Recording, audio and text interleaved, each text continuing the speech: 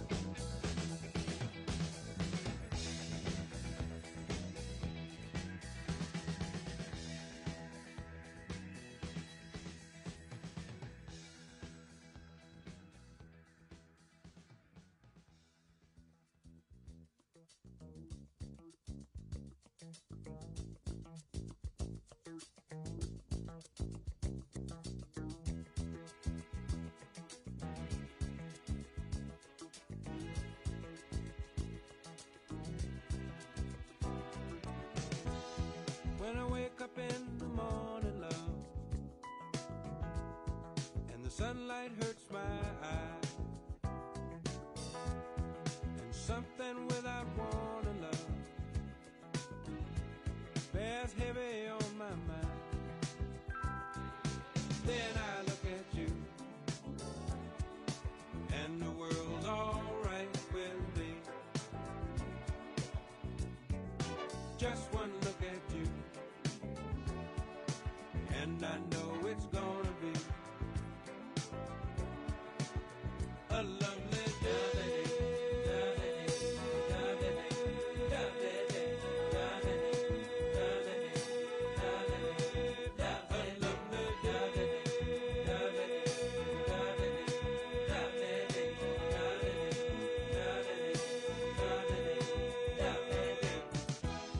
When the day that lies ahead of me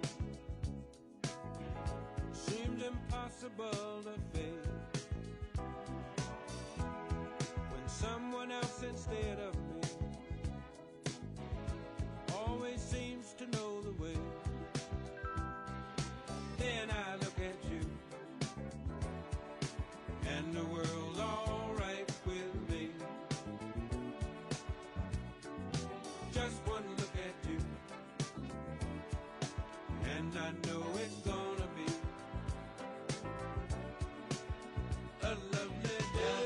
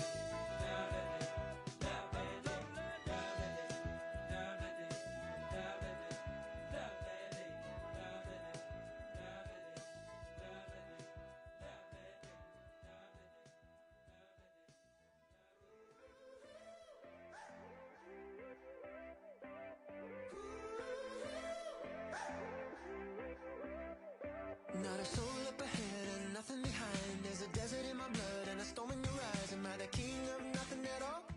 And you're the queen of nothing at all.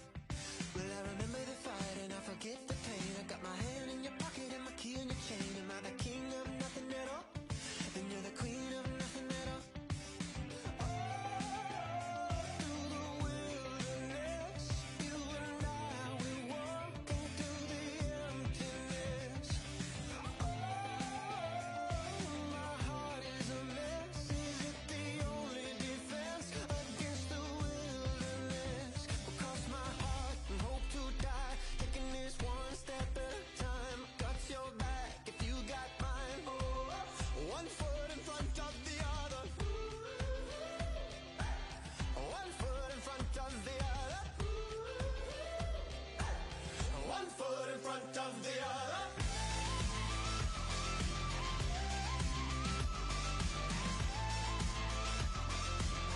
One foot in front of the other.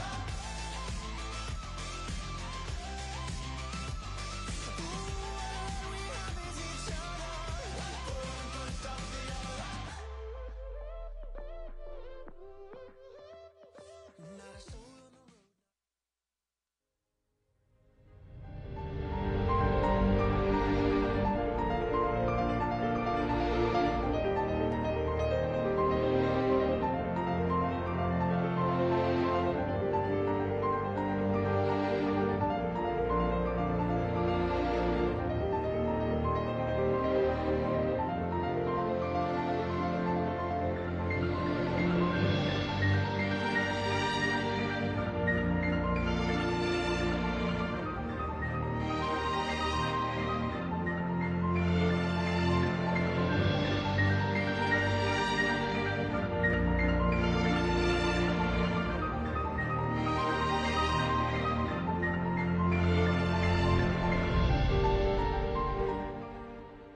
You may be surprised that NASA is a climate agency.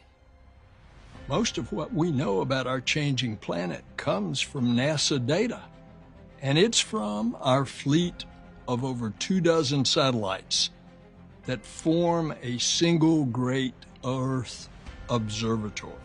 And it comes from our findings of over 60 years from our platforms in the heavens. NASA technology is helping firefighters spend more time fighting wildfires. NASA satellites are analyzing soil moisture, which helps farmers decide which crops to plant. NASA data helps city planners and health workers track air pollution from the surface of the ocean to the International Space Station. NASA information from NASA satellites, it drives action. Freshwater management, monitoring floods, protecting oceans, saving coast. We even launched a spacecraft to detect dust storms from space, and it's now detecting methane leaks on the Earth below. The threats to our planet will continue. Our eyes in space will take it all in. What NASA learns in space, we make publicly accessible through the Earth Information Center. It's a one-stop shop for this game-changing information. The challenge of the climate crisis is here and now. Let's answer it from above.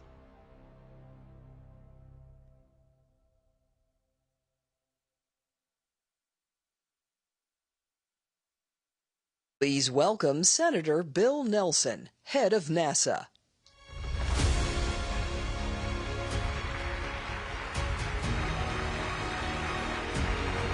Morning. Think back to 1968. It was a tough year. 2 assassinations, the tumult of the Vietnam War. Remember the tumult of the Democratic Convention. And we at NASA make a bold decision that we're going to take out of order the first flight to the moon. Christmas Day, 1968. Apollo 8 is circling the moon. And the crew, Borman, Lovell, and Anders, are in that orbit. And on their fourth orbit, they come from the far side of the moon. And all of a sudden, Bill Anders sees Earth rise. And he says, "Where's my camera? Where's my camera?" He takes this picture. It has become an iconic photograph for us to understand the first time we'd ever seen ourselves from a perspective far away as this blue and white, creative, beautiful planet suspended in the middle of nothing. And space is nothing. And we have this unique vantage point from space that gives us the perspective when studying planet Earth. Now take a look at this. This is from low Earth orbit. There in the middle is the Red Sea. That's the Nile River in the distance. Look to the upper right and you see the Sinai Peninsula. At the bottom of the Sinai Peninsula is Jebel Musa, the mountain of Moses. And then look at that thin blue line at the rim of the earth. That's our atmosphere. That's the light being reflected in our atmosphere, and that sustains all of us. As you orbit the earth, it's that thin little film, and from space, I could see how we're messing it up. That thin blue line separates us from the rest of the universe. And it drives home how important it is that we work together to protect our planet from the increasing threat of climate change. These visualizations, they help us understand the Earth system, like the human body, comprises diverse components that interact in complex ways. Heat, of course, is, as we heat up, it's absorbed by particularly the ocean.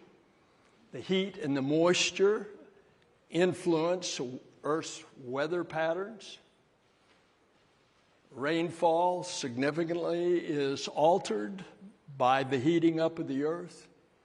The oceans rise. In the last 30 years, the east coast of the United States, in 30 years, the Atlantic Ocean has risen 7 inches. From our spacecraft, we can also spot forest disease. We partner, for example, with USAID to help farmers in poor developing nations. We work with them. We can spot not only disease in crops and trees, we can tell the moisture content of the soil. So what the farmer should, in fact, plant in his crops. And as a result of that, we can spot drought. We can alert as to the wildfires are coming.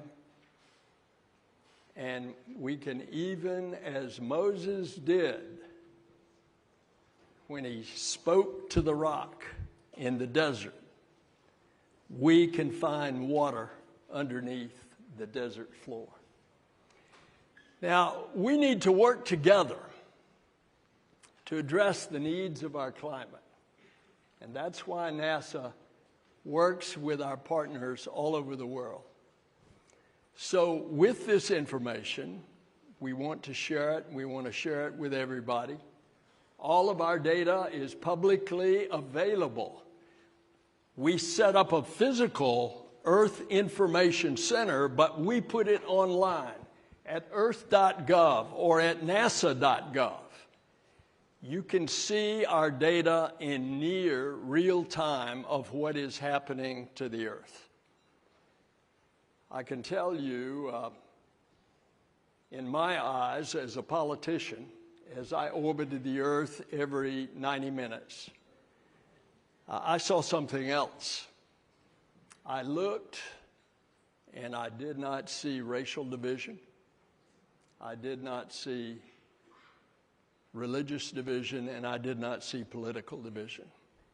What I saw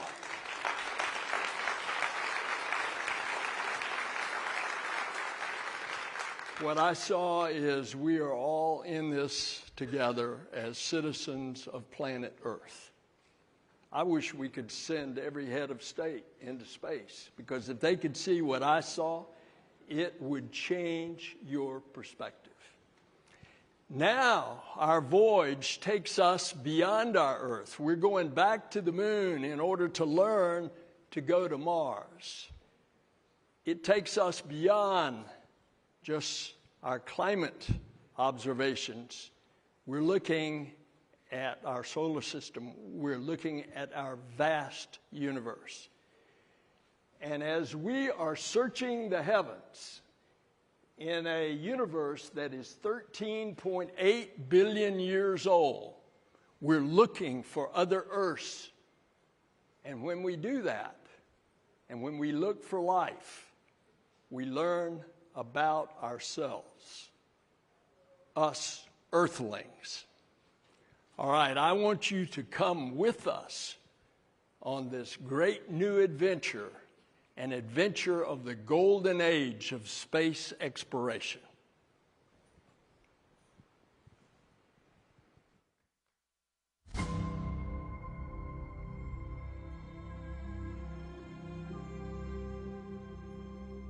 Throughout America's story, there are defining days. Days when minds change, hearts fill, and imaginations soar. Days when visions transform the trajectory of the American story, which is our story. Doing what is hard and achieving what is great, that is what stirs humankind. That's what unites us. With inspiration and innovation, no Herculean effort is too large. No moonshot is beyond our reach. And liftoff of Artemis 1. A new generation, the Artemis generation, stands ready. Ready to return humanity to the moon, and then to take us further than ever before to Mars.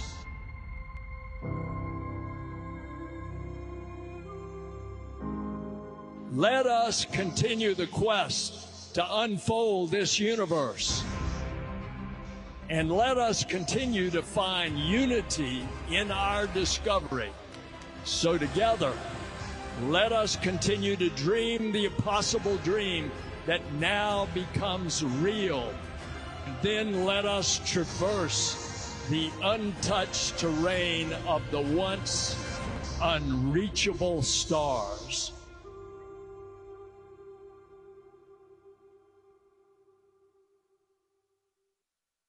Please welcome Katie Couric.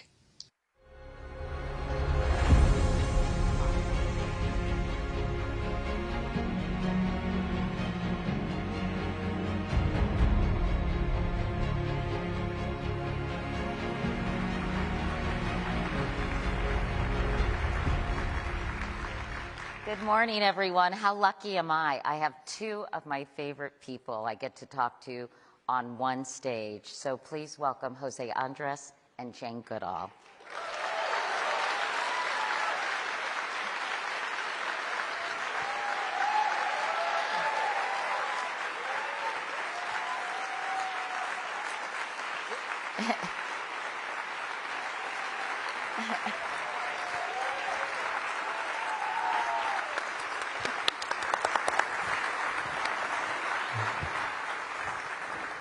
I clearly got the plum assignment today, so We have so much to talk about and not a ton of time, so let me get right to it, Jose. Can you pinpoint a particular moment in time when you realized you could use both your love of cooking and food to help so many people in need? Quick story. My mother, she was a nurse. We saw what nurses did during the pandemic. But beyond watching my mom working in the hospital, because we didn't have a nanny, and my father and my mother both work in the hospital, we will be exchanged right there in the emergency room between father and mother, just taking us to school or taking us home. But my mom was an excellent cook. For her, love was cooking. My father too. But my mom, at the end of the month, when there was no more money left, she will open the fridge, which will be empty. And like a magician, will be able to make croquetas, those bechamel fritters that my brothers and I will be fighting to see who ate the last croquette on the tray.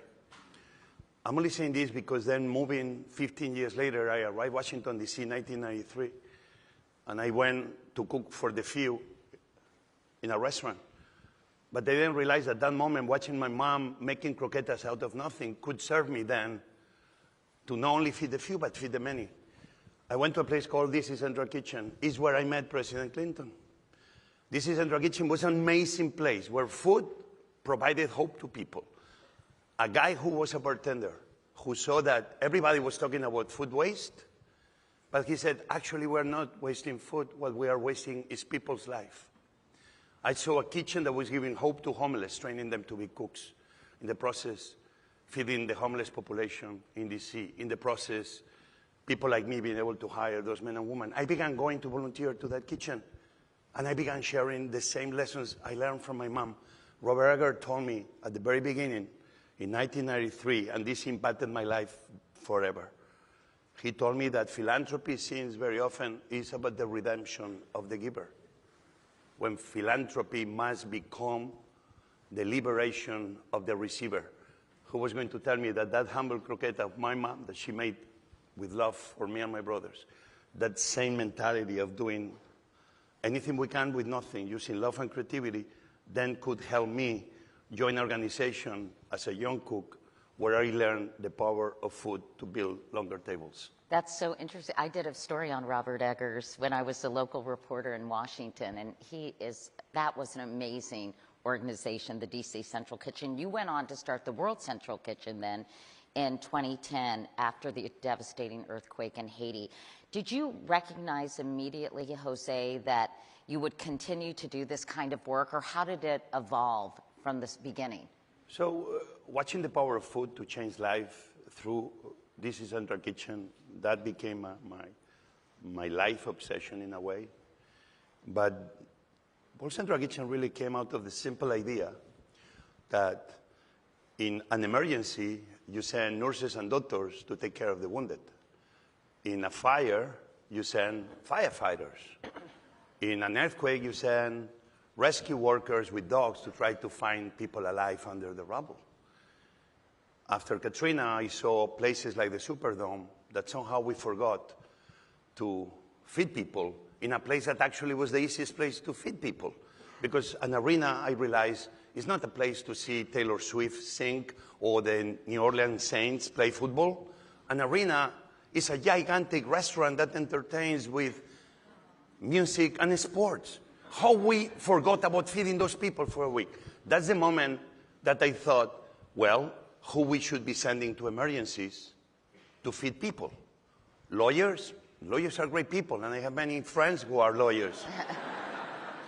But I thought, let's make sure that my profession is the one that shows up in those emergencies, rallying the call for one simple thing. Big problems have simple solutions. Sometimes the beginning just starts with a simple, humble plate of food.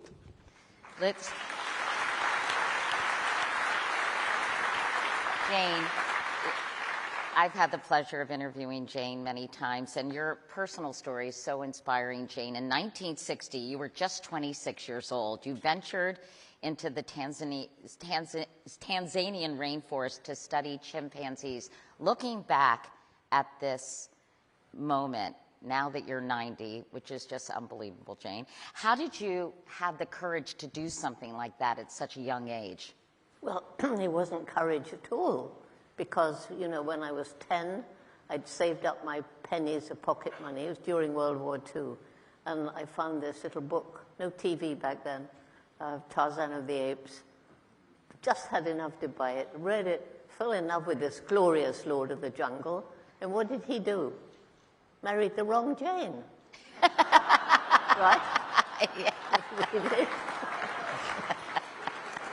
So anyway, of course, I knew there wasn't a Tarzan, but that's when I dreamt I will grow up, go to Africa, live with wild animals, and write books about them. So it wasn't courage, it was following my dreams. And I was lucky. You talked about your mom. My mother, she was the only one who didn't laugh at my dream. She said, if you really want to do something like this, you're going to have to work really hard, take advantage of every opportunity, and if you don't give up, you hopefully find a way.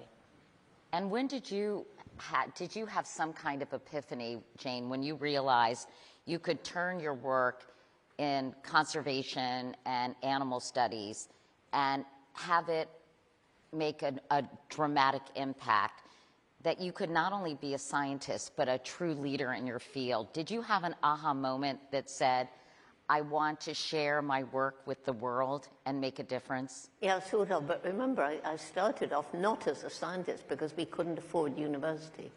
I only got my degree later. But, and then I went back to Gombe, and I was having the best days of my life out in the rainforest with that spiritual connection with the natural world. And people say, why did you leave? Started a conference. By then there were 6 other field study sites. Wanted to learn about chimps in different habitats. But we had a session on conservation. And it was shocking to hear that across Africa, chimpanzee numbers were dropping, forests were being cut down. And I just knew. I went to that conference as a scientist, planning to spend the rest of my life there. And I left as an activist. Just, it was like that. It's like St. Paul on the road to Damascus. I call it my Damascus moment. I didn't know what to do. I didn't have any dreams of, you know, becoming what I have become. I just wanted to help the chimps. Learning about the chimps by visiting the different study sites with money, again from National Geographic, I learned about the plight of the African people, the crippling poverty, the lack of good health and education. And I flew over Little Gombe National Park, had been part of a great forest belt across Africa. By the mid-80s, I was shocked. It was a little island of forest, this national park. All around the hills were bare. And it hit me. These people are cutting down the forest because they're struggling to survive, and they need money from charcoal or timber or more land to grow food for their growing families. And so we started a program to help the local people find ways of making a living without destroying the environment. And that program, which is very holistic, I mean, it includes scholarships for girls, it includes microfinance so that the villagers can take out tiny loans. Dear Muhammad Yunus, I'm so glad what's happened for him. And so you went really from studying animals to studying people. And it seems to me each of your respective areas of expertise, Jose, you food, Jane, you the natural world, are both integral to the human experience. I mean, who doesn't love food and nature, right? I mean, so has the passion people feel for both of those things made it easier for you all to create movements around these things, Jose? Obviously. Her love for protecting animals and chimpanzees, and that tells me that me as a cook, I need to make sure that I'm part of the conversation that allows me and everybody, the army of people that provide food, from farmers to cooks and everybody in between, to make sure we do it in a way that in the process of feeding humanity, we are not taking away the forests and the animals that also are part of humanity itself. So having the opportunity to be meeting and working and calling friends, people like Jane, with what she's done, and people like her, gives, in a way, people like me that kind of thought process of, in the process of feeding the world, I cannot be creating a world that is worse. That's why in Gaza, in the very early days of the confrontation, when we began feeding in Israel because it was the right thing to do, and at the same time we began feeding in Gaza because it was the right thing to do, because we were here to feed humanity, we realized that we needed kitchens. And we needed kitchens that they were sustainable, because the people in Gaza, with no other option, they were cutting trees. And trees, whatever tree was left in Gaza, just they kept cutting them. That's why we began bringing a kitchen. We brought thousands of them that was using briquettes. We were using solar. And still to this day, we're doing hundreds of thousands of meals, making sure that whatever tree was left in Gaza was not going to be disappearing. The same we can say about Haiti. The same we can be saying about many countries in Africa, that all of a sudden we realize that in the way we feed humanity, in a way, is not giving an opportunity to humanity to thrive. So who was going to tell me that the same fire that makes my profession something like I love about my profession could be the same fire that takes opportunity and livelihoods from people, that breaks nature apart by destroying the ecosystems that gives that possibility to the fauna and flora to thrive. So all these things are highly interconnected, and it's very important we all keep kind of relying on each other. That's what this Clinton Global Foundation does. What I learn, I try to share with others, and what everybody knows, they try to share it with me. All together, we become better. I have to ask you about what happened earlier this year, Jose, when 7 people working for World Central Kitchen in Gaza were killed by Israeli airstrikes. I know how devastating that was for you and your colleagues. And you actually, for a moment, seriously thought about shutting down World Central Kitchen in the aftermath of that tragedy. What changed your mind? Well, imagine, I was in the Spanish Navy. I served a year and a half, but I was never in my first time in a war zone was Ukraine. We lost people in Ukraine. But we've seen that what's been happening in Gaza, it looks at times that it's almost like a war against humanity itself. Obviously, the people I was supposed to be there. I was tired, and that's why I was not there. The people that died, some of them were good friends, like Somi. But we need to remember that before those 7 non-Palestinians perish, hundreds of other humanitarians perished before that, and the world almost didn't knew about it, on top of civilians. So for me, the moment, yes, I realized, though, that in the worst moments of humanity, the best of humanity shows up. When I was in Israel, where we were feeding in the kibbutz in the south and in the north, next to Israeli chefs, many of them women, were asking, Jose, I have another passport. I would love to go Gaza to show solidarity with the people of Palestine. And I had Palestinian women telling me, if I could go to Israel, I will go there to feed, to tell them that I don't have anything against them. These are the voices of humanity. That's what I see in the world. And that's why we all need to be asking always for peace. We cannot just keep fighting wars that nobody even understands why they are happening.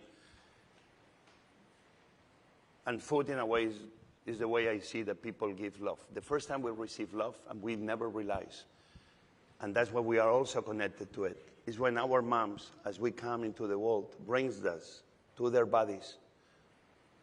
And our mothers feeding us or telling us, I love you and I care for you. That's the attachment forever we create with food. And that's why for me, in emergencies, to see that these hundreds of thousands of people, not only World Central Kitchen, but other organizations, that while we are here talking, they are out there providing hope and relief to others. In this case, food sends a message of love, sends a message of peace. People that love hummus, like they do in Palestine and in Israel, they should not be fighting each other.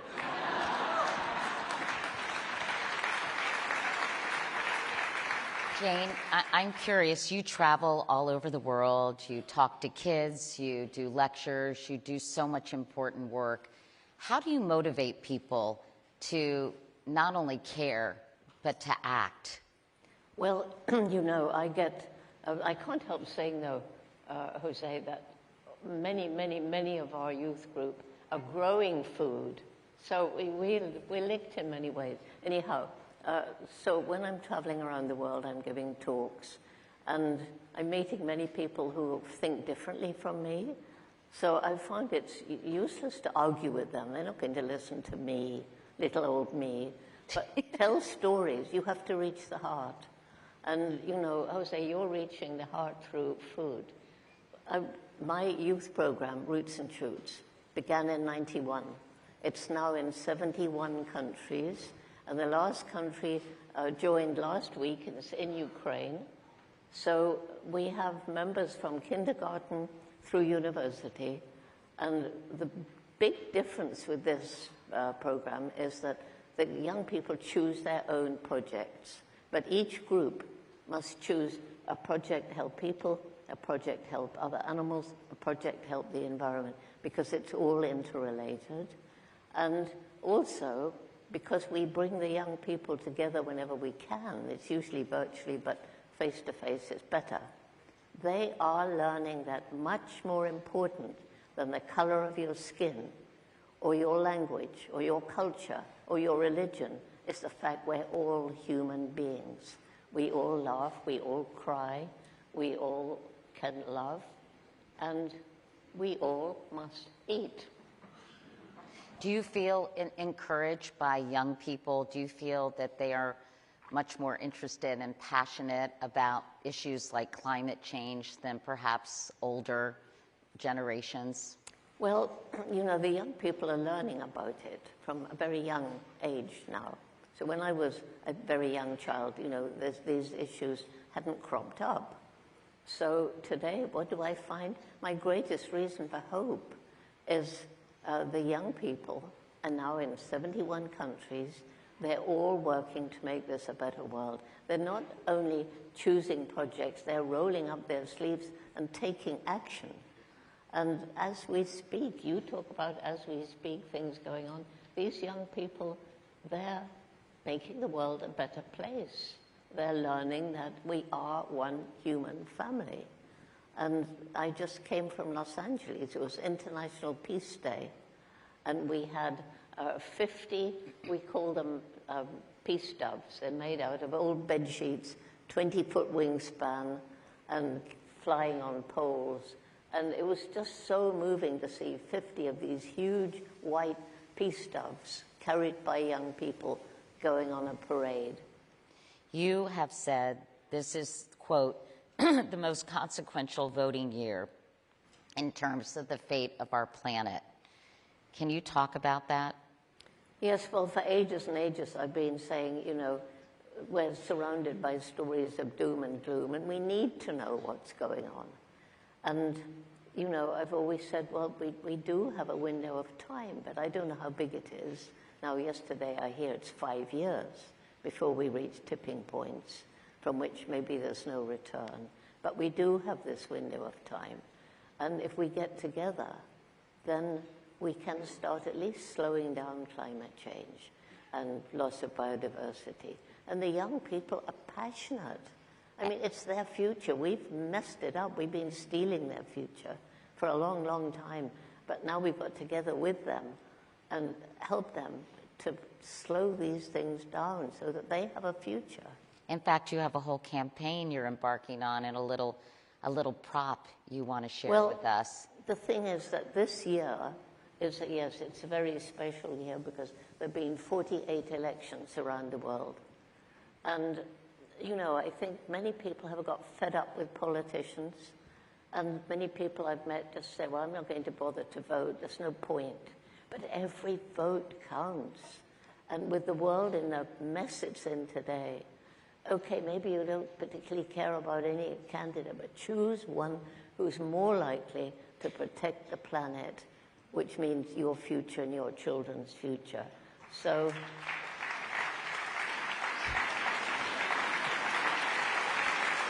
vote for nature, I'm voting.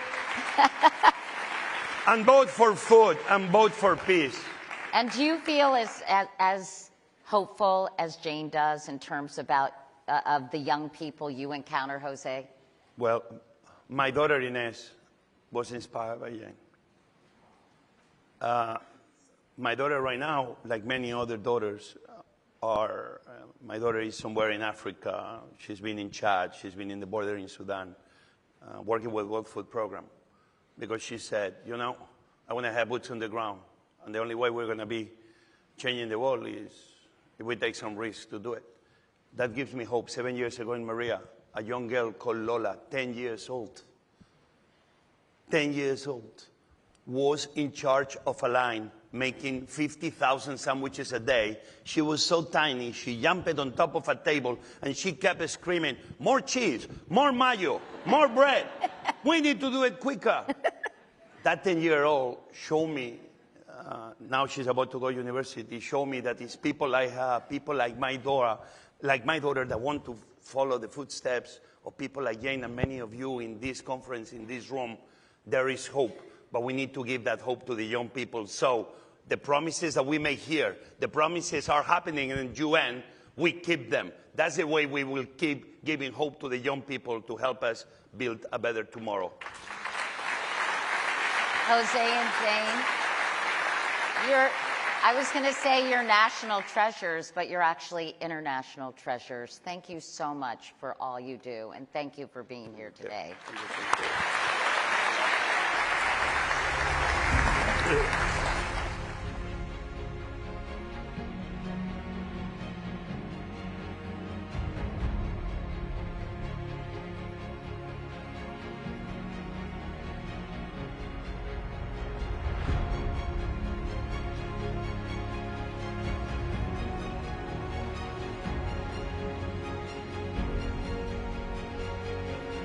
Please welcome Administrator Samantha Power and President Bill Clinton.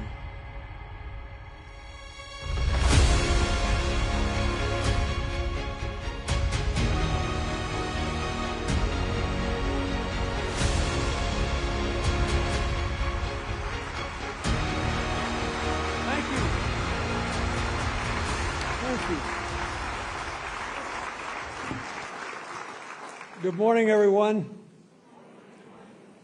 They were great, weren't they?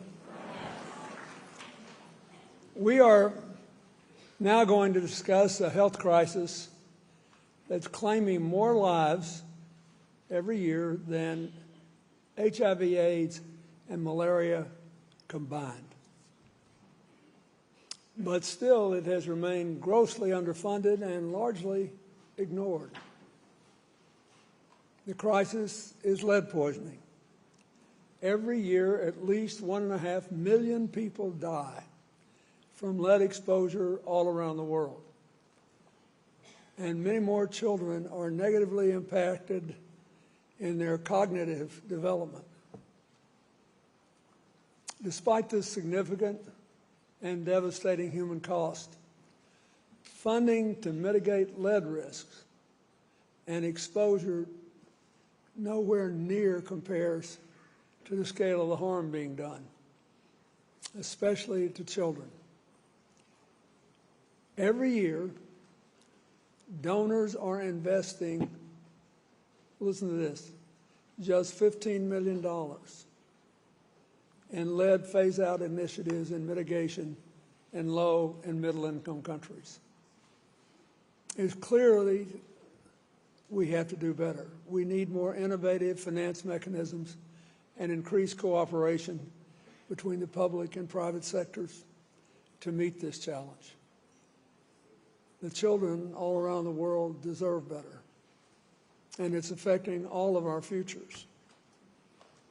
And so, in true CGI fashion, the members of our community formed a partnership to turn this idea for a solution to this problem into action.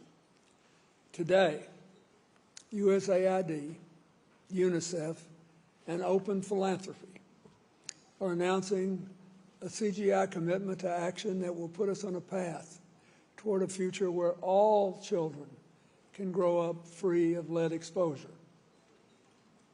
I'm now glad to invite USAID Administrator Samantha Power, who has worked like crazy on this, to tell you a little more about this commitment and how they're going to achieve their ambitious goal. Samantha.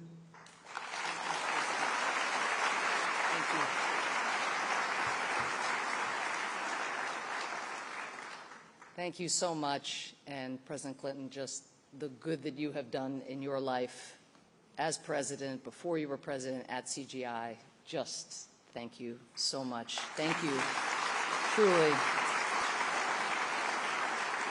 So I have been working for 3 decades in the international domain, seeking ways to improve and save lives. And honestly, never in my career have I seen such a compelling, low-cost opportunity to make such a massive impact on a major global killer. The scale of lead poisoning around the world is actually mind-boggling. Right now, in low and middle-income countries, half of children have elevated blood lead levels, lead that slows their brain development, harms their bodies, and can even kill them. Imagine 1 in 2 kids. The damage that lead is causing to children's brains is actually estimated to account for 20% of the education gap between high and low income countries. Every year, lead poisoning is estimated to cost the global economy $1 trillion, and it kills at least 1.5 million people, as you just heard. But none of this has to happen. This problem is solvable. Decades ago, we banned leaded gasoline, long the biggest source of lead exposure here in the United States, and then we worked with countries across the planet to phase out lead from gas, which continues to save over 1 million lives every year. Of course, in high-income countries, we didn't stop with gasoline. We worked to remove lead from consumer products and to clean up industrial operations that leach into the environment. But for those sources, we didn't replicate the playbook in other countries. So kids there simply continue to be poisoned. Well, it is time to change that. And partner countries abroad have started leading the way.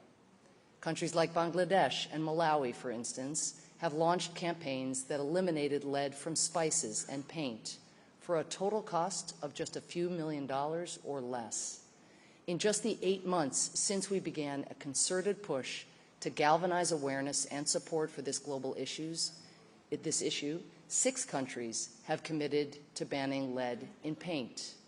They are showing us that stopping lead pollution at its source is both achievable and it is affordable. USAID, UNICEF, and Open Philanthropy are announcing a Clinton Global Initiative commitment to action to launch the Partnership for a Lead-Free Future, a global coalition to end childhood lead poisoning in developing countries once and for all. Up to now, as you heard, just $15 million a year in donor capital was supporting this effort. Well, today, on behalf of the partnership, I am delighted to commit $150 million to get the lead out.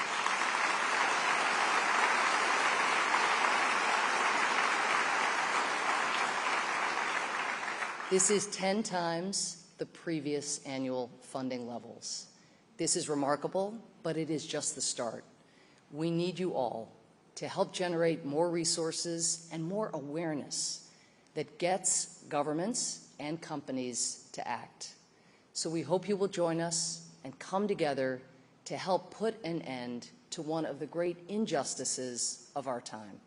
Thank you so much. Thank you. Thank you. Put it on the map, as always. Thank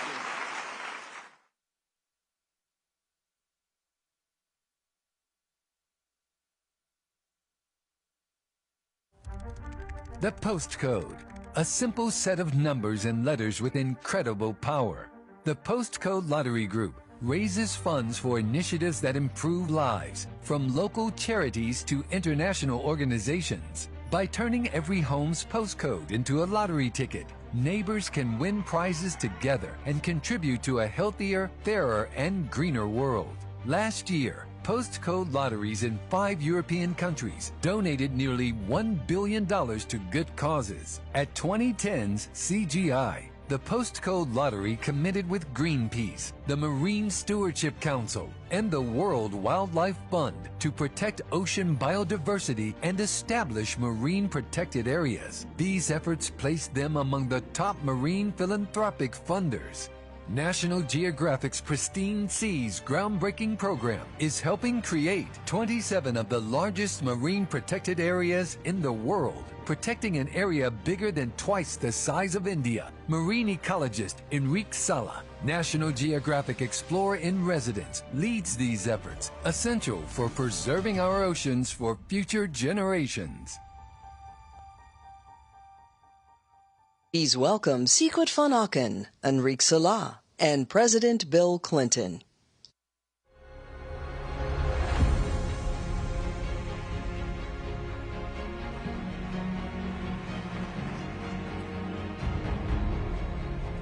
So, as you know, the theme of this year's meeting is what's working. So I am really honored to be sharing the stage with Sikwit van Aken, the CEO of one of the most innovative funding organizations I have ever encountered. The Postcode Lottery Group runs private charity lotteries in 5 European countries, and on several occasions, I've had the opportunity to join them and see firsthand how remarkably their model has communities winning together and supporting effective charities at the same time. Year after year, the Postcode Lottery Group has also answered CGI's call to action. They've made commitments to save the oceans, to protect rhinos, to increase access to the carbon market for smallholder farmers, and much, much more, all to preserve our planet and to support its people. I am so grateful for their extraordinary partnership and enduring work. Now my friend Sikwit is going to pay special tribute to Enrique Sala and his extraordinary work protecting our oceans. Sikwit.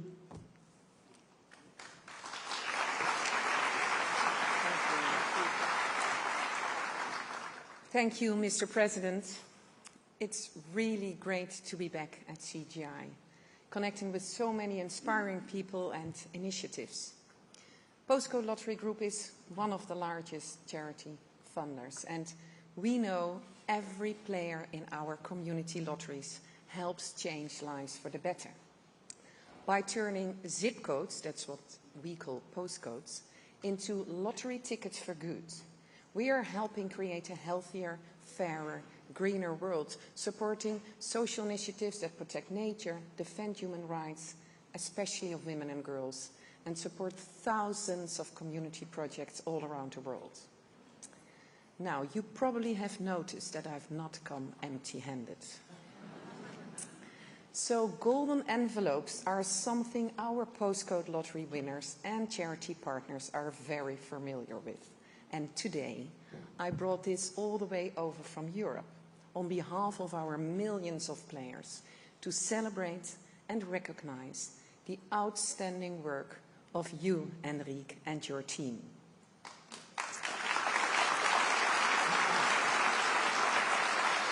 So, 10 years ago, exactly 10 years ago, President Clinton and Enrique Sala were on this stage with a commitment to help protect 2 million square kilometers of ocean in 5 years with the Pristine Seas program. Well, Enrique, your team made it a reality in only 2 years. And guess what? Since then, they've tripled their impact.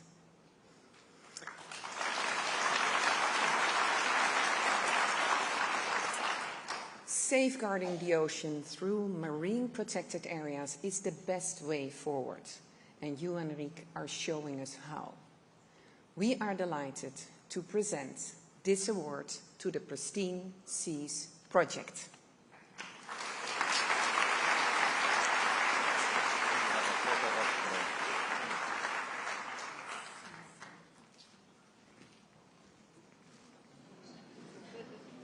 The Oscar goes to... Wow. Thank you so much, Sigrid.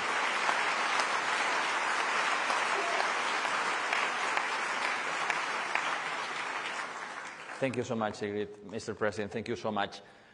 Everything we care about here is possible because of the ocean. The ocean is our life support system, but we are abusing it. We are taking fish out of the ocean faster than they can reproduce. 90% of the large fish are gone. And global warming is destroying coral reefs and other vital ecosystems along the livelihoods they support. But there is one solution that we've talked about that works. Marine protected areas where the ocean bounces back to life, helping to replenish the areas around so that there is more fish to catch. And the more life is in the ocean, the more of our carbon emissions the ocean is able to capture and store. At National Geographic Pristine Seas, we've been working with communities and governments to create 28 of the largest marine protected areas in the world, covering an area twice the size of India or 2/3 the size of the United States. And the good news is that countries have agreed, the countries of the world agreed to protect 30% of the ocean by 2030. That's 30 by 30. Yet, today, only 8% of the ocean is protected. So we have a lot of work to do. But President Clinton says, and we heard it yesterday, that we need to believe in possibility. And I believe 30 by 30 is possible because some of the countries we have worked with have already protected 30% of their waters before 2030. I believe it's possible, but we need a lot of support. And this support from the Postcode Lottery Group is so important. You are investing in the future of the planet. And I also want to thank you, Mr. President, and CGI for making this special moment possible. So we continue committed to this vital target because if we save the ocean, we save the world. Thank you. Thank you, Mr. President. Thank you. Thank you so much. Thank you. Thank you.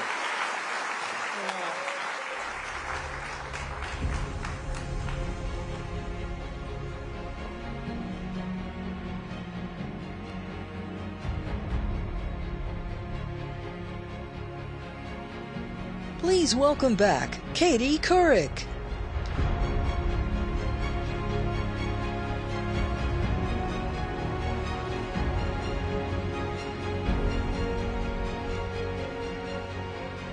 Hi, everyone. Me again. Well, obviously I hit the jackpot this morning because I am so thrilled to be talking to my two next guests as well. Please welcome to the stage Hamdi Ulukaya, CEO of Chobani, and Lorene Powell-Jobs, CEO of Emerson Collective.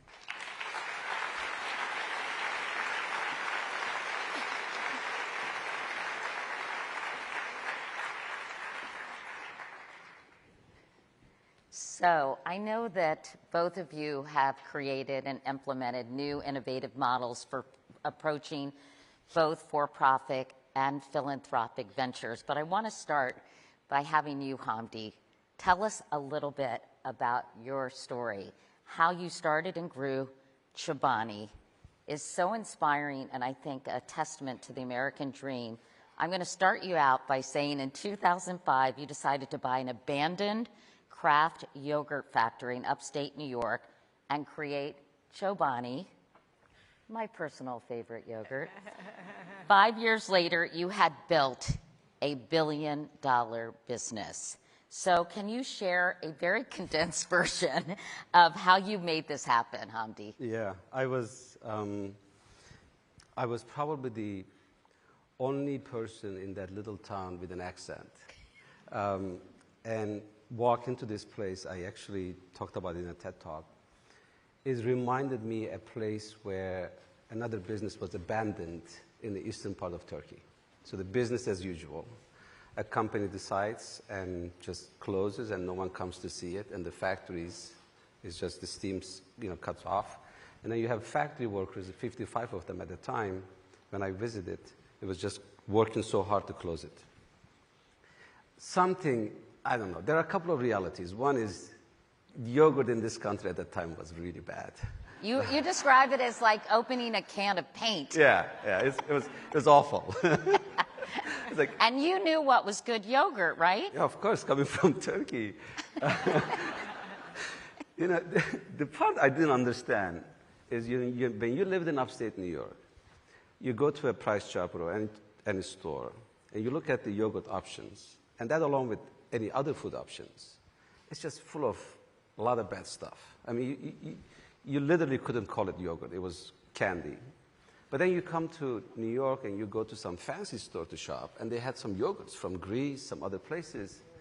What I couldn't understand is where you lived and what kind of income you had determined what kind of yogurt you eat. I mean, when it comes to yogurt, can the world be flat? Like, can everybody have... Why can't everyone have good yogurt? Yeah, exactly. So that at least we can do. Product was bad. I had no experience of any business. I did not study business. But your parents were dairy farmers. Dairy farmers, right. But I never done any business on a large scale other than making some cheese. I never knew anyone who had done business or gone through this kind of journey. I am coming from complete unaware of anything when it comes to business. The only thing I know is I could make yogurt, and maybe people will love it and people will buy it. I look at the world that we are facing today. You know, I'm on the SDG board, and they said only 17% of the goals are met on the SDG Sustainable Development Goals. We are so behind. Things cannot be worse than what it is in some dimension to another one. But I look at that little town, that little factory, that was the end of it. That was the end of that town. That was the end of that factory. That was the end of those people who were working there. And 5 years later,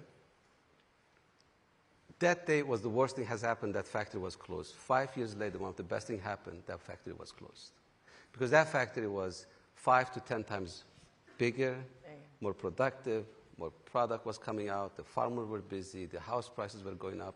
So what I mean by that is we will figure it out. If I figured it out, everyone can figure out anything. And if the human spirit can come together, we can figure out to come out of any trouble that we are facing. And you know, you learn along the way. I mean, there were a million times I would have died, bankrupt, or commit suicide, whatever that is. But we survived. And you not only survived, but your company is an employee-first philosophy. And I even talked to some of the people who were giving me coffee this morning because you've entered the coffee and beer industry. You're expanding. And tell me a little bit about what it means to be an employee-first company and how that's manifested itself in your businesses. I grew up in the northeast of Turkey. I'm Kurd. I'm a nomad. From the mountains, I hated the business. And I hated the people in business. I blamed them for everything that we were facing, trouble. And probably business would have been the last thing I would get involved. Upstate, when I worked in a farm, I had a different version of business in those little towns. That we were involved in communities. The people were different than I saw. And I realized that there is a side of business can be extremely powerful. You know, it could change lives. The part that I hated, I had one goal. I don't want to become a person I grew up hating. So how do I do that? Or how do I not follow the people who closed this factory? How do I do complete opposite of it? So you have walls from the community, you open those walls. The employees pay the first price when things are worse. How do you make them in front of it? And I started as a factory worker, so I worked in the factory for 7 years. I never left. So I said, anything that we do is the frontline factory workers has to be on the top, on the front of it. And the second part is if you're going to make any changes in the world, if you don't start with your own people, with your own community, there's something disconnection. Like, you know, I don't find that to be real journey. So you have to start from there. If anybody listens to me from my own company says, the guy is right or the guy is full of shit, it really depends on what you do actually every day in there. And that's just very easy but hard. It's easy because if you mean it every day, you practice it. It's hard because it's every day.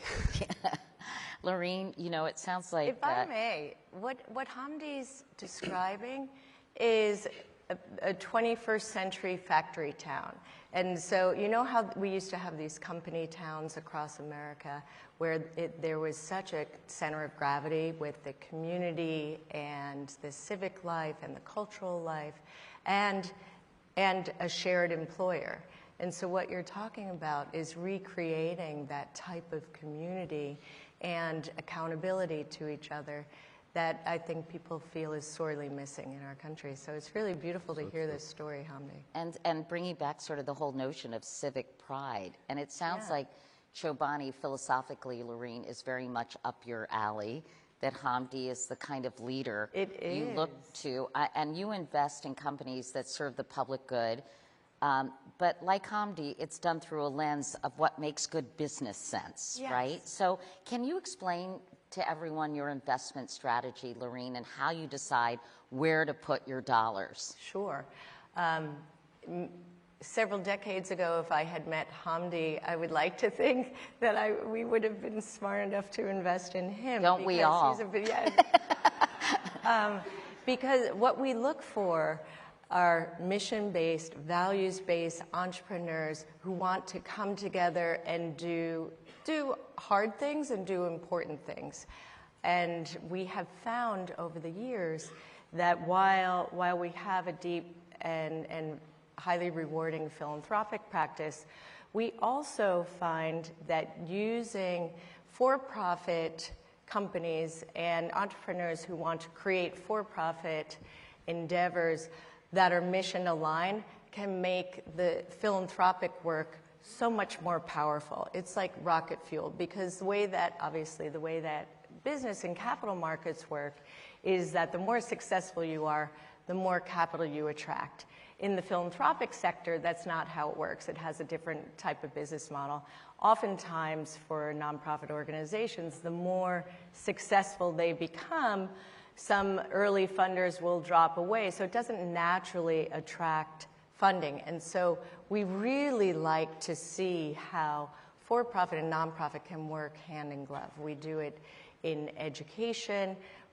We have for-profit investing in really amazing curriculum companies and technology companies that allow for the back end to be smooth and operations to flow. And then obviously a lot of philanthropic work within education. We also do it environmentally, as we're looking philanthropically for a just transition for communities as we move off of fossil fuels. We also have met so many entrepreneurs coming out of universities, coming out of communities, who are problem solving on the ground for energy sources and new home building materials and new types of ways for agriculture to thrive. I don't know if you're interested in fund regenerative agriculture, but we find that really fascinating and a big opportunity. And obviously new battery technology and recycling of clothing and batteries. So creative people are everywhere, and we like to follow them through whatever legal structure they find to be most complementary.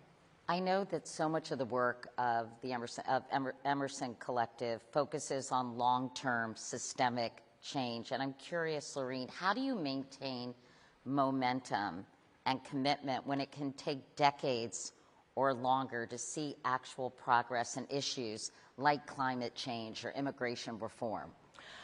Well, there's successes all along that journey. And when there are long-term, really amazing generational philanthropies that are part of a whole movement to improve this social fabric of society, move things forward, and then pass the baton.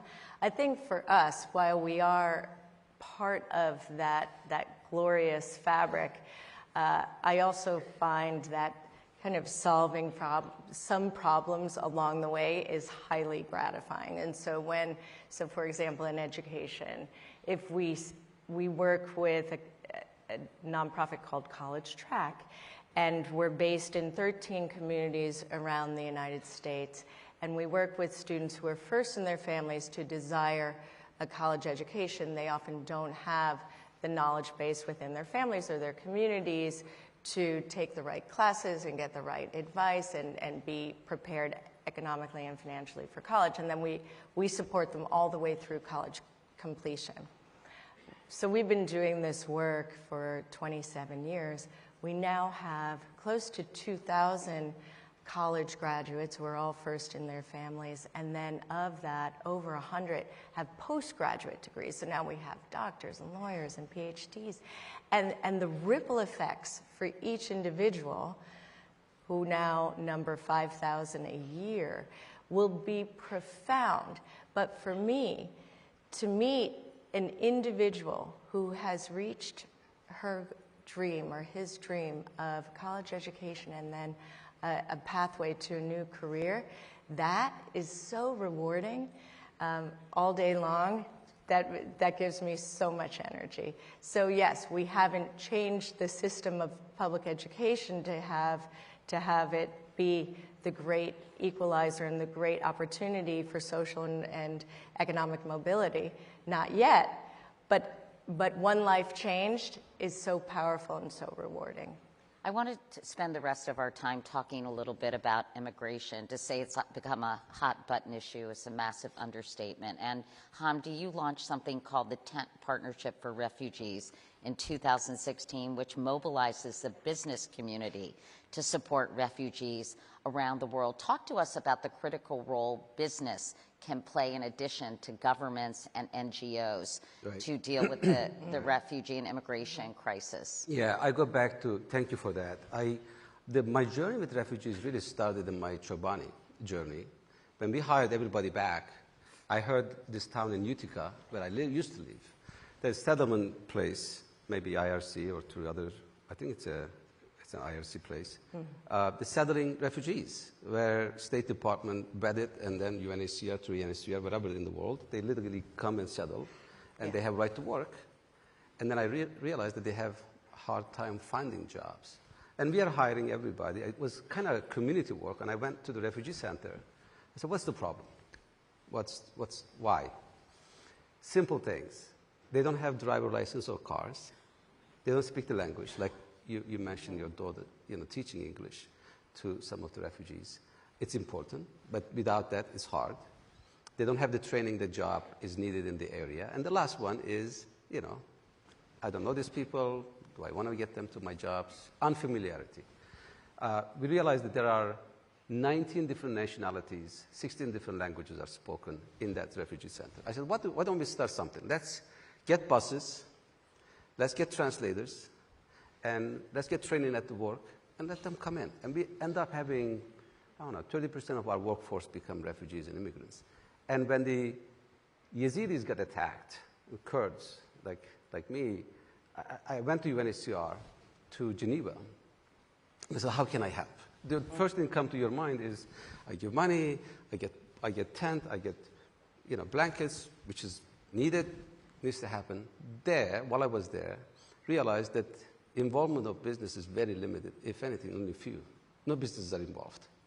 And yet, millions, and today is maybe 2 times, 3 times more, refugees are all over the world stuck. They're not back to work. They don't go back to where they come from. They are in the camps, they're in the cities, in the towns, like human potential, completely stuck. Yes. And they have no place to go. Right. And I see what happened with the people who had job at Chobani. I saw some of them came as far as, it's like a miracle happening. They buy homes, their children go to schools, they stand on their feet. I don't want handout, I just want to have an opportunity to get back to life. Through job, I can get my dignity. Through job, I can provide to community and society. Through job, I can provide to my own family. And I said, what if I share my experience at Chobani for other companies? So it started in 2016. I have to tell you, this place, CGI, and I tell President Clinton and everybody, the board of Tent happened right from here. I connected with people here. I told my story first time in the stage here. And today, that idea is over 450 companies, multinational companies. We have organized all over the world, hundreds of thousands of people access to job. And what we aim is above and beyond the politics. Can we meet somewhere where where we can meet in human dimension, but actual logic makes sense. Economic studies, marketing studies, social studies, everything says within 3 to 5 years, hiring refugees, good for the company, good for the community, good for the society, good for the country. And forget about what happens to the life of refugee. So I think the last part, which Lauren and her organization and a couple of other ones, that we do the work in Mexico, is how do we connect for the large scale refugees to companies who want to hire them. The last point I'd like to make is I went to Mexico. It's an amazing country. We made a study that 75% of the refugees passing through Mexico to the US border would love to stay in Mexico if they have an opportunity to have a job. There are over 2 million job openings in Mexico. The economy is blooming. And then guess what? 80% of the Mexican people will reward the companies who are hiring refugees. It's mind-blowing. And what's the problem? We never communicate, we never get together.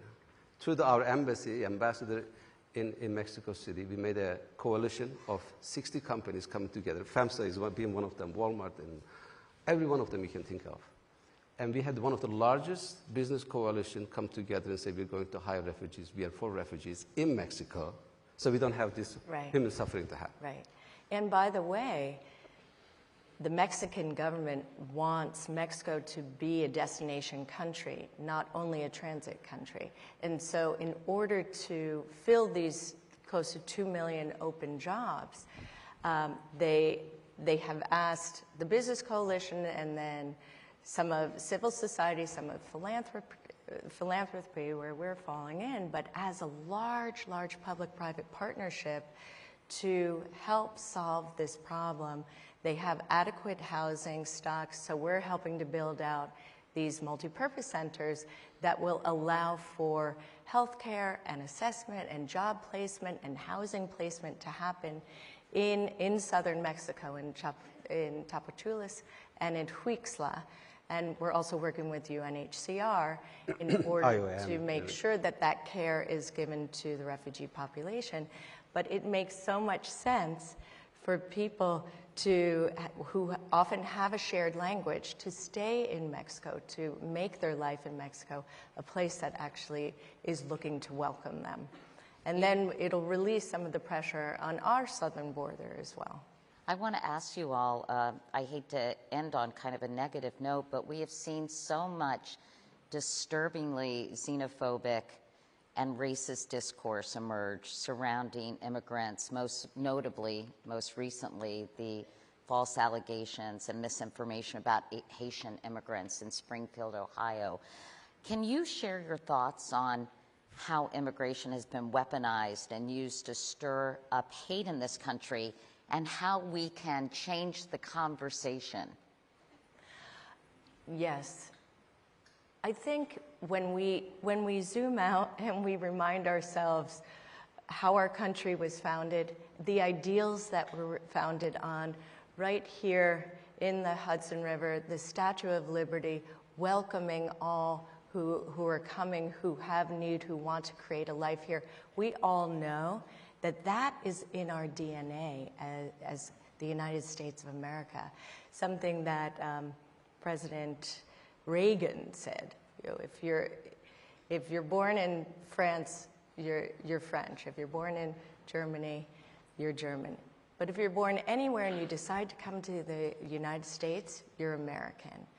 And we have to remind ourselves that this is all of our journey. I know it's been historically over the last several hundred years, often when we have an influx of immigrants, there's a tendency to close the door and to demonize before we metabolize the newcomers and have a welcoming attitude. But there are organizations like Welcoming America that are working across the United States with communities, with families who actually wish to be welcoming to new arrivals. I think that the hateful rhetoric does not represent the vast majority of Americans, and it doesn't represent who we are and understand the lifeblood of America that is fueled by immigrants and immigrant energy. And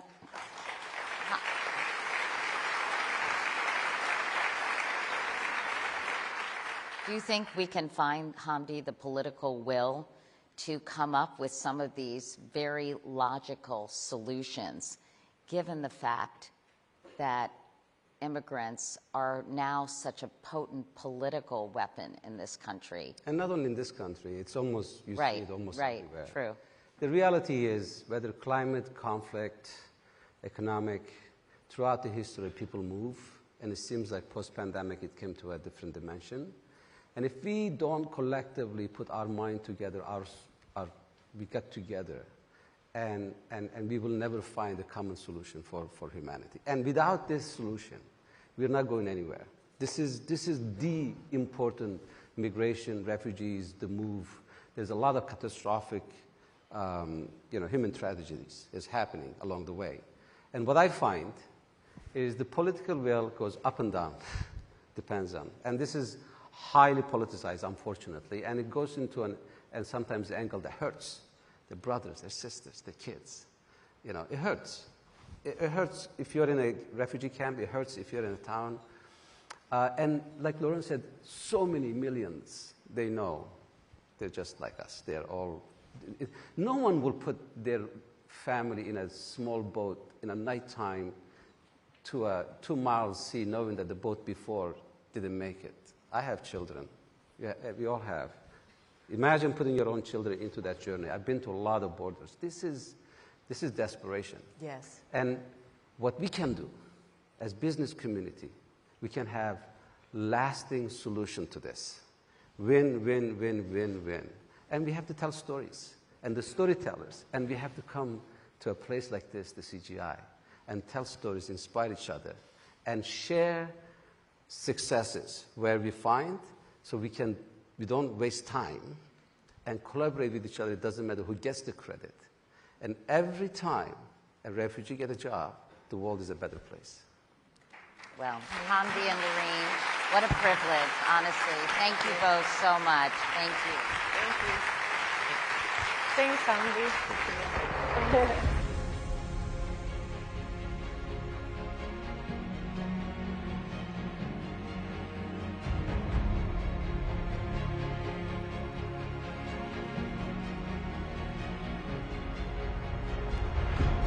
Please welcome Prince Harry, the Duke of Sussex.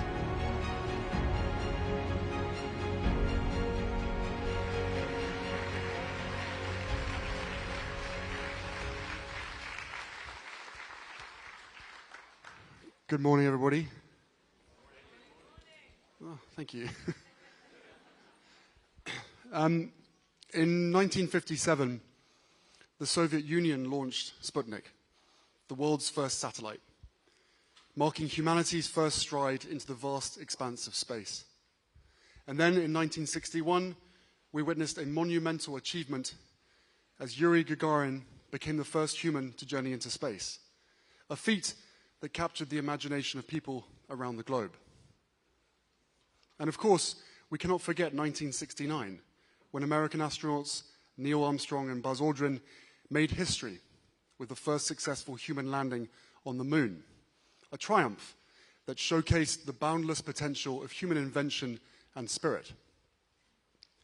Over the course of our history, humankind has dared to exceed the limitations of possibility.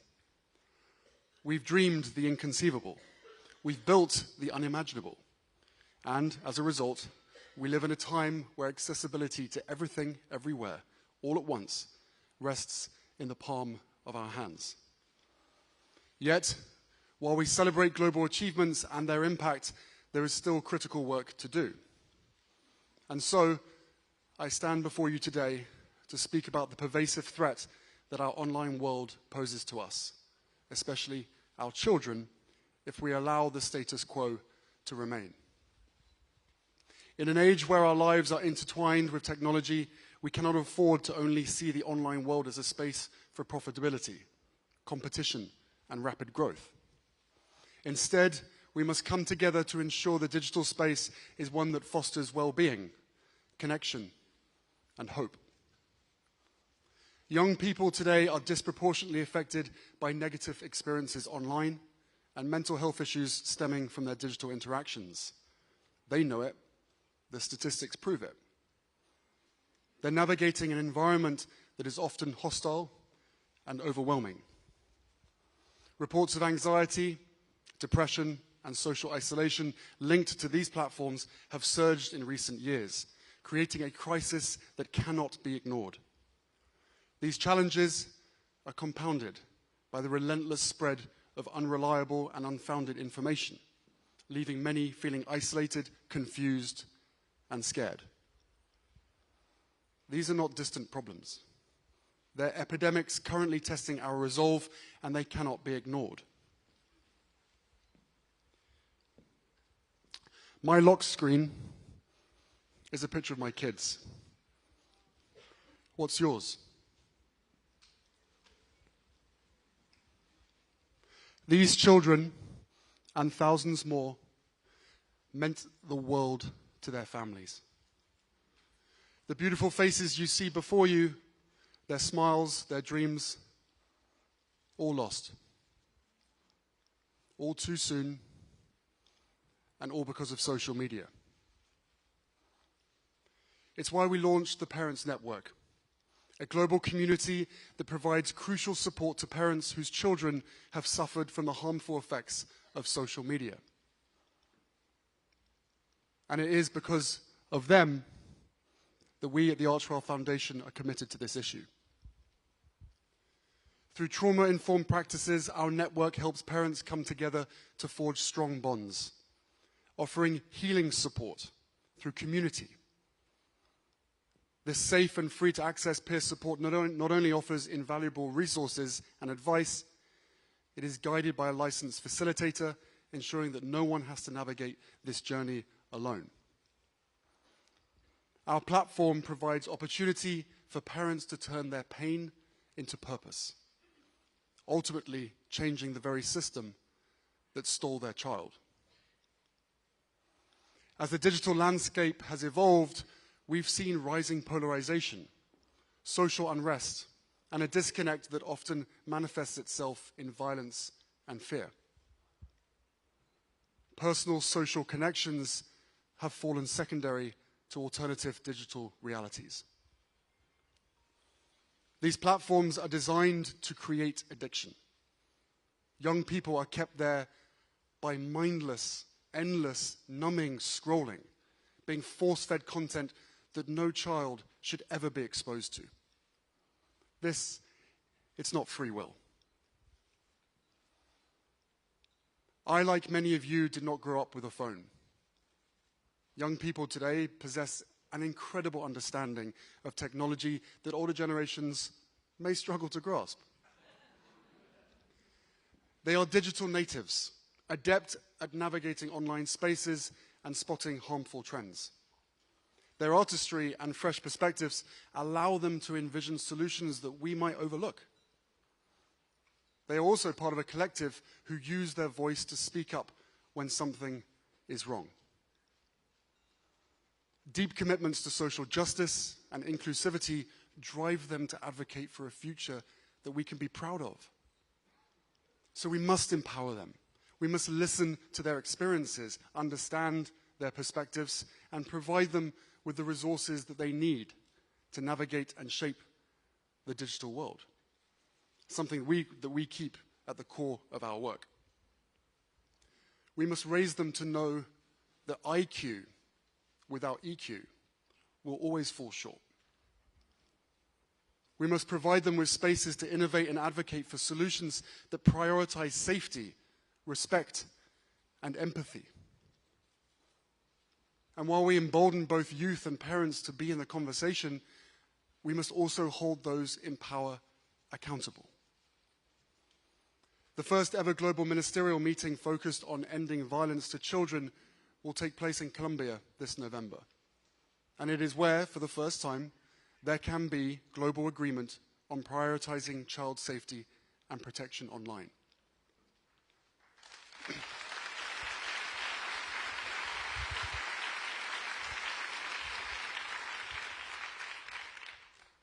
Our laws and regulations are different state to state, country to country. We may have different backgrounds, viewpoints, beliefs, and even access to the internet itself. But the one thing that we can universally agree on is the safety of our children.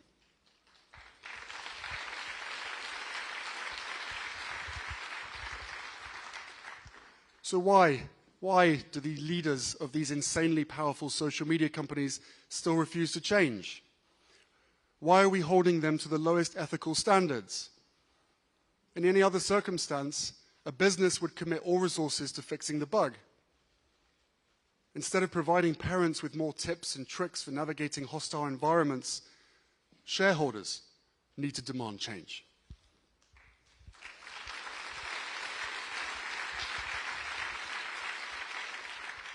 Some say kids will be kids, and, well, that may well be true. Kids may get into trouble. I know a thing or two about that. But our kids are being targeted. The harmful effects of social media are made by design. While we embolden both youth and parents, we must also hold digital platforms accountable. Surely, none of us want to live in a world where there is no consequence or accountability. Parenting doesn't end at birth of a child. Neither does founding a company. Whether parent or CEO, we have a duty and a responsibility to see our creations through. If corporations unabashedly lack responsibility, it doesn't mean we should do the same. Their platforms may be under our fingertips, but we have the fate of the future, their future, in our hands. When many in our world today seem to conflate opinion as fact and fact as opinion, we have to work hard to seek and reveal truth. For as long as we're debating over lies, we will forever be divided. And when so much of our future is uncertain, we need to meet global insecurity with compassion rather than hate. Inclusivity and equity are not optional. They are the bedrock upon which we must build our communication and community. And fear, orchestrated at the highest levels, needs to be seen for what it is: a tactic to mask indifference and a failure to seek real solutions. As a growing movement, the Parents Network is committed to this journey. We need platforms that mirror our highest values, designed with safety in mind. But in the meantime, we can't wait. Our kids can't wait.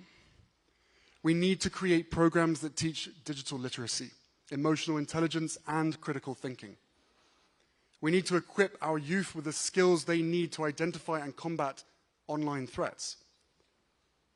We need a better digital future, one that we all deserve. We were promised a human experience. Instead, we've been a human experiment. This is an invitation to each and every one of you to open your eyes, ears, and hearts to these realities and to channel our power, resources, and intelligence toward meaningful action. All we have today, in this moment, stems from the defiance of boundaries we once thought existed. We've split the atom. We've walked on the moon. We are more than equipped to tackle this. The future of our world and our youth depend on it. We all just need to want it enough. And I know that I do. Thank you.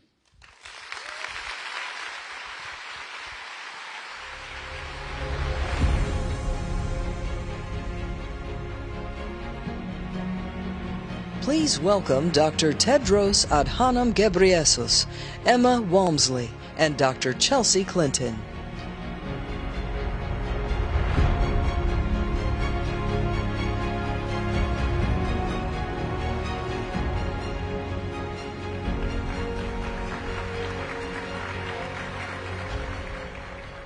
Goodness, thank you so much. I'm really excited for this conversation with two people I deeply admire and I think are perfectly positioned to help us kind of think through the theme of our morning, everything, everywhere, all at once.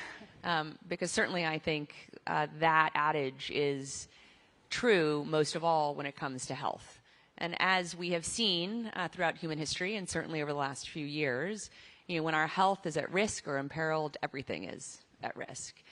And Emma, I know from kind of a GSK perspective, you understand that kind of interconnectivity isn't only rhetoric, but reality. Mm-hmm. And so I wonder if you could just share kind of how you think about kind of this charge to try to be everywhere all at once, while also, of course, having to focus some of your energy, efforts, and research on what you think are the most pressing challenges and where you can make a difference. Sure. Well, thanks, Chelsea. I mean, it's absolutely true that we are facing into a very high-pressure, multi-stakeholder set of huge demographic, societal, economic, political shifts, all happening at a record scale and pace. And, that affects every industry, but exactly as you say, it feels especially acute in healthcare. People are living longer. The over 60s already outnumber the under 5s, but often in many places in worse health. We've got this surge in comorbidities, whether it's obesity on the rise. We've got more than 50 million people worldwide living with dementia. 1 in 5 of us will develop cancer. And specifically, the burden and threat of infectious diseases, especially for the most vulnerable, is unacceptably high. Healthcare systems are under unbelievable and unsustainable pressure, and half the world's population simply does not have access to the healthcare that it needs. And yet, the economic and societal health of nations depends on the health of their populations. And people, simply put, are counting on companies like mine and our industry to deliver medicines and vaccines they need and can rely on. So at GSK, we really want to contribute to this at serious scale. Our goal is to reach 2.5 billion people by the end of the decade, and we focus on 3 simple things to try and navigate through it.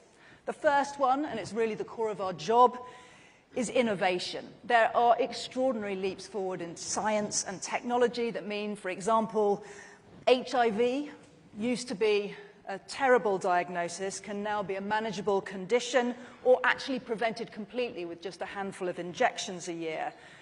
And we're also beginning to be able to develop vaccines against pathogens that were once thought impossible, like malaria.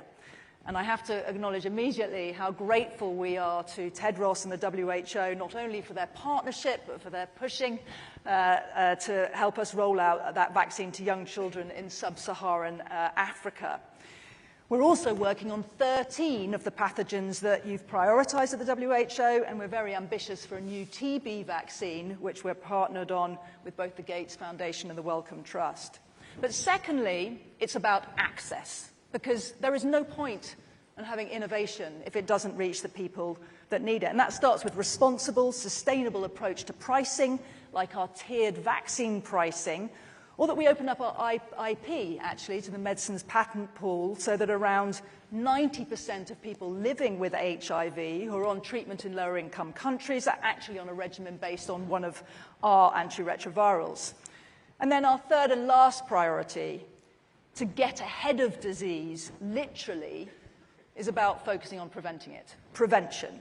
We have to partner with policymakers and health systems to prioritize prevention and earlier intervention to actually keep people well, supporting healthier lives in the community through access to vaccinations, screenings, and timely treatment, and getting also ahead of systemic threats like AMR, or indeed the next pandemic. So innovation, access, prevention, all in partnership is how we work hard to try and get ahead of disease together.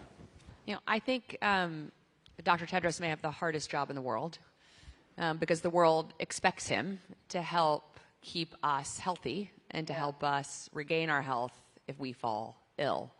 And so I wonder, Dr. Tedros, if you can just reflect on, in the myriad of challenges facing us now, from mpox to COVID to age-old scourges that Emma mentioned, including malaria and tuberculosis, as well as kind of rising threats to our mental health and well-being that we just heard Prince Harry discuss as an urgent call to action, particularly when it comes to our children here on the stage.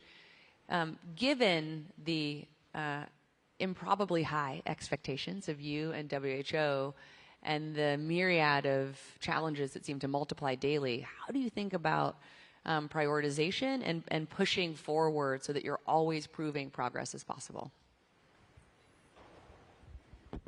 Yeah, thank you. First of all, thank you for inviting me to join. And most of what I was hoping to say, I think Emma had said it, especially on the challenges he said. So without repeating, I will maybe add a couple of challenges the world is facing. Number one now is the conflict that we see in many parts of the world. It's becoming very difficult to deliver services in conflict areas. I just came from visiting Sudan and Chad. And the situation in Sudan is very, very tragic. More than 12 million people have been displaced. And half of the population, which is 25 million, needs aid.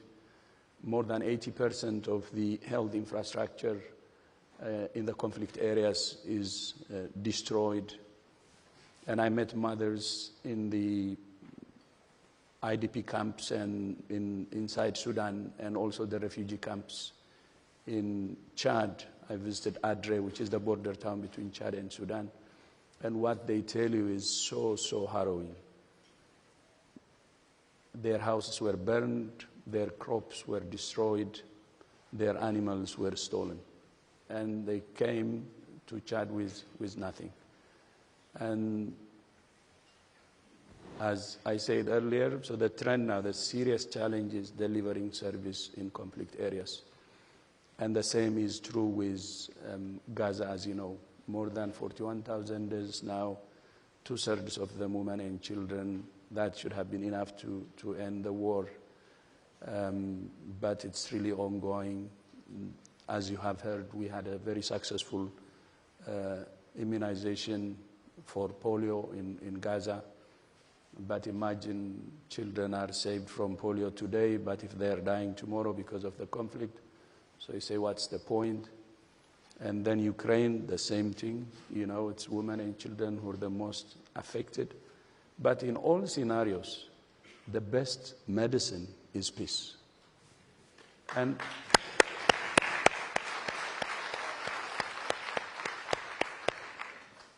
And all the conflicts could be addressed through political solutions.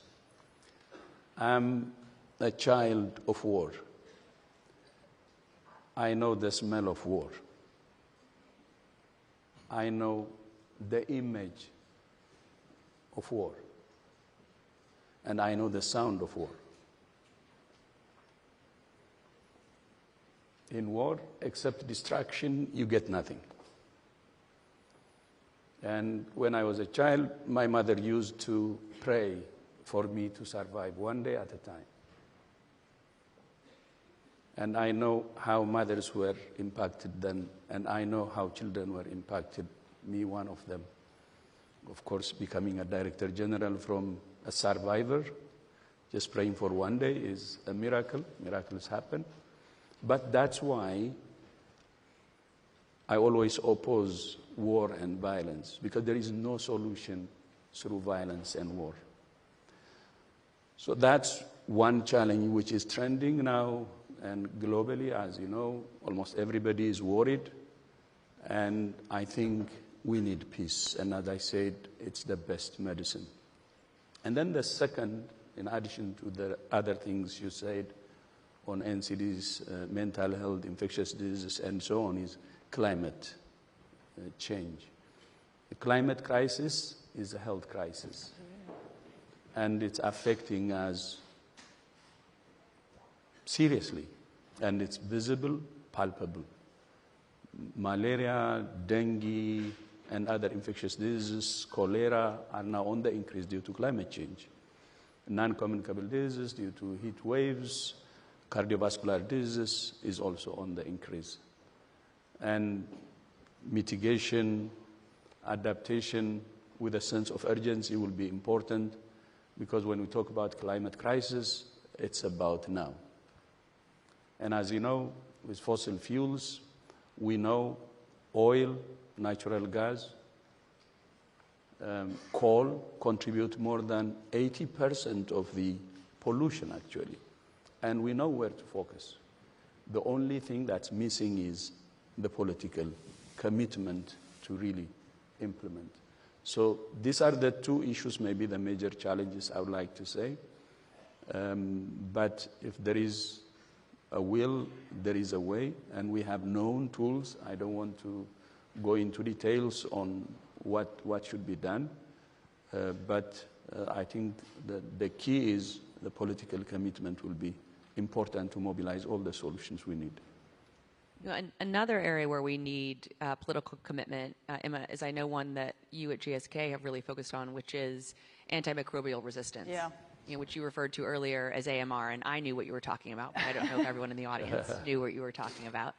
And we know that that too, as we were just discussing backstage, is not disconnected from conflict or climate change. So I wonder if you can share a little bit about kind of the threat that AMR poses, why you're so worried about it, but also what you're doing about it.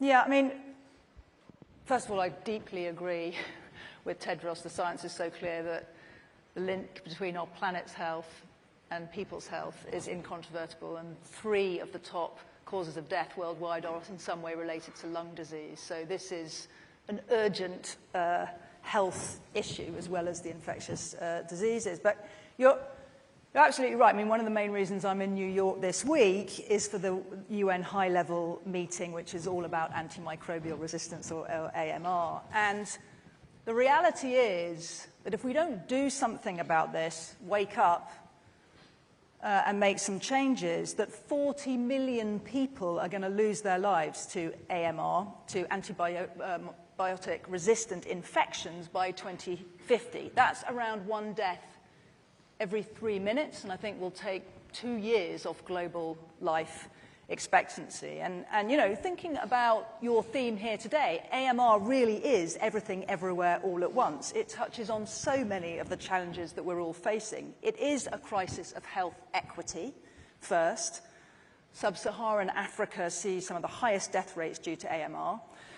And there are lots of factors at play here, including access to high-quality, effective antibiotics.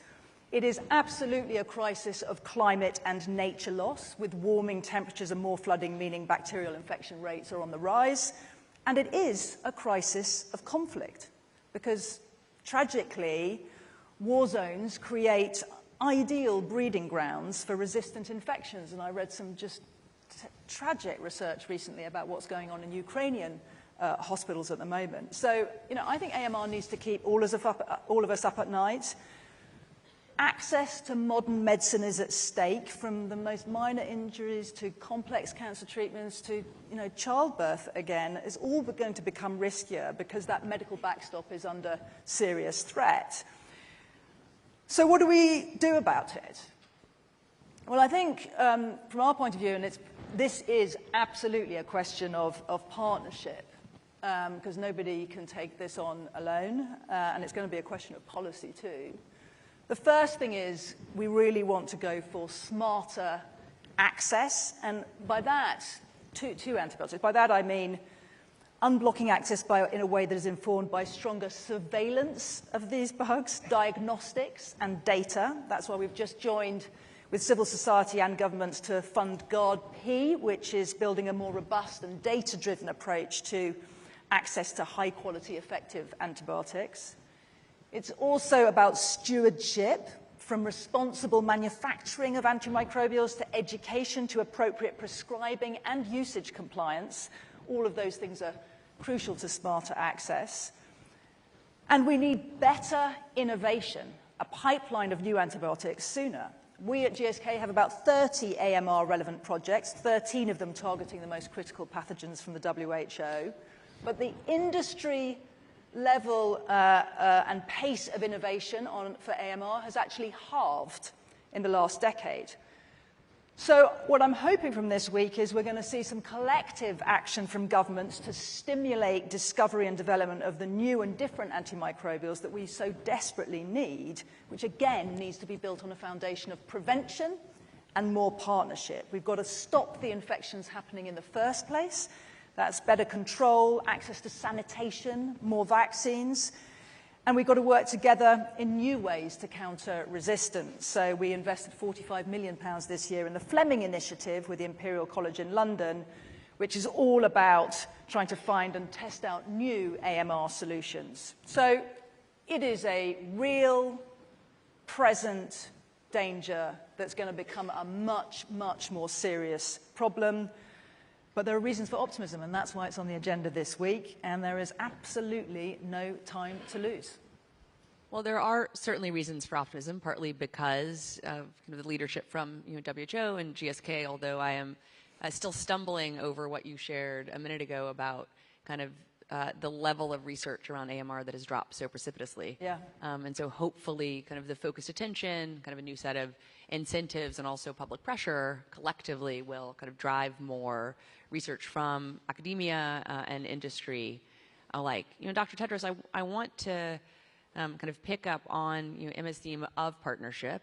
We here at CGI and the Clinton Health Access Initiative have been so grateful to be in partnership with WHO in many ways over now decades. And so I know kind of how kind of innovative you already been thinking about kind of what partnership can effectuate and sustain. I wonder if you can share a couple of examples, recent or not, of partnerships related to climate change and health or kind of any other area that you want to share. Yeah. No, thank you. I will come to the partnership issue later, maybe a comment on AMR. One of the major challenges is AMR, and we even call it a silent, antimicrobial resistance is a silent pandemic. And as you know, we will have the high-level meeting of the UN after tomorrow, that's on Thursday. And countries are now agreeing on a political declaration on governance, on financing, on use of antibiotics in animals, in humans, in agriculture. And there are very good commitments already outlined. I think what's important now, though, is we have this cycle of commit and forget. So I hope this commitment will be implemented, and we will not repeat the cycle of commit and forget. Then to partnership, maybe two examples with the private sector and also with a foundation or initiative like the CHAI. When I was Minister of Health in Ethiopia, President Clinton visited us.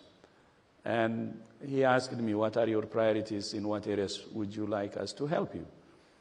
Then I said, can you help me in hospital reform, whether it's the secondary or the primary hospitals? Because most of the donor money actually goes to very sexy, disease-specific support, while health service reform doesn't get the attention it deserves. And he said, of course, we are here to support you. We will support you based on your priorities, and that's why we're here. If you don't want us, we go, but if you want, if this is your wish, we will support you. And then we started the hospital reform. CHAI, the Clinton Foundation, brought Yale University, and then the partnership grew, and many other partners joined, and we did the reform, and the reform resulted in a well-governed, led by a CEO health system that improved the quality of services in hospitals, that minimized the death in hospitals with better processes.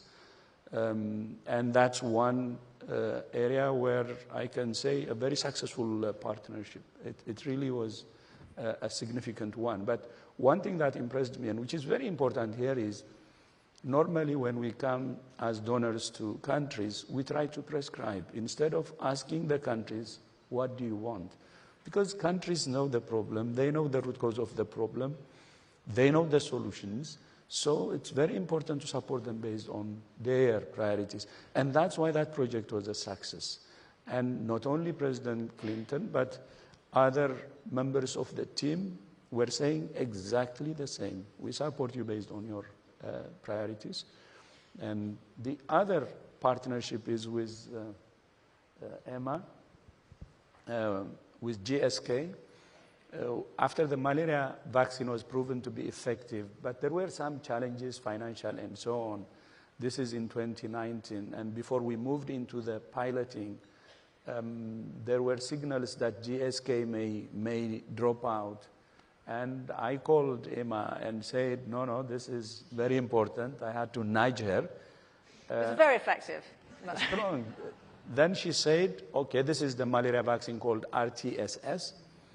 And then we agreed, but she was really committed, so it didn't take much to really agree on going forward. And now we have one vaccine, RTSS, and I did my studies, my master's and PhD on malaria. So for me, it was personal, actually. Okay. And that partnership is one of the very successful, and children in Africa are being saved because of the RTSS vaccine. So this is partnership between WHO, a global institution, and pharma industry. And by the way, Gates Foundation and many other partners, Gavi, Global Fund, and others. And the CHAI partnership, it's country level, based on country priorities, and making a difference in reducing deaths, especially in hospitals, and improving the quality of care. And we have Joe here, the patient safety champion, and that was part of the package of the reform, the reform that made a difference. So partnerships work, but partnerships should be focused on a goal and based on putting the countries in the driver's seat, especially at country level. Thank you. Well, partnerships work also when we have extraordinary leaders like the two of you. So really, thank you both so much for being here. Good luck in hopefully tackling all the partnerships that are needed to help us finally kind of put AMR in the rearview mirror. We're incredibly grateful to both of you. So please join me in giving our panelists a round of applause. Thank you. Thank you.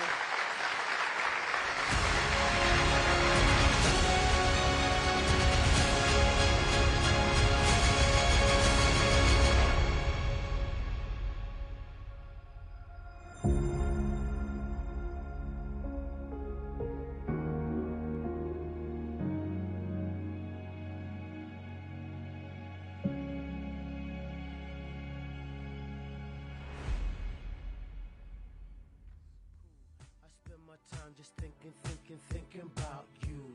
Every single day, guess I'm really missing you. And all those things we used to do. Hey girl, what's up? It used to be just me and you. I spend my time just thinking about you. Every single day, guess I'm really missing you. And all those things we used to do. Hey girl, what's up, yo? What's up? Halfway, right at the borderline is where I'm going away. For you, I'll be looking out night and day. Took my heart to the limit, and this is where I'll stay. I can't go any further than this. I want you so bad, it's my only wish. Girl, I travel around the world and even sail the 7 seas. Across the universe and go to other galaxies. Just tell me where to go, just tell me where you wanna meet. I navigate myself to take me where you be.